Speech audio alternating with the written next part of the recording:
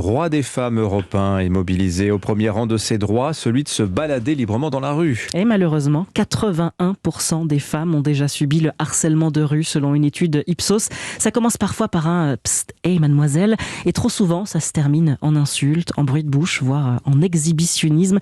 Une angoisse quasi quotidienne à tout âge. Le reportage de Caroline Baudry.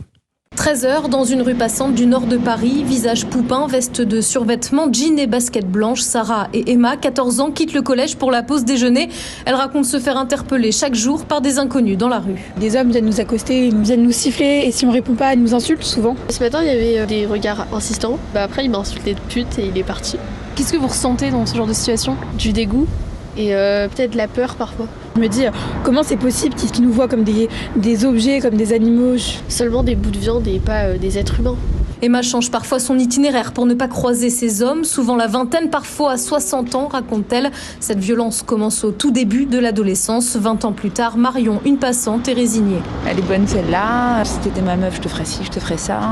Je pense que c'est quelque chose dont les hommes n'ont pas conscience, que nous, on subit ça au quotidien. Malgré tout le mouvement du MeToo, on a l'impression qu'au quotidien, ça n'a pas changé tellement les mentalités. Impuissante, Marion fait le choix d'ignorer ces comportements pour les éradiquer. Elle compte sur l'éducation des jeunes garçons.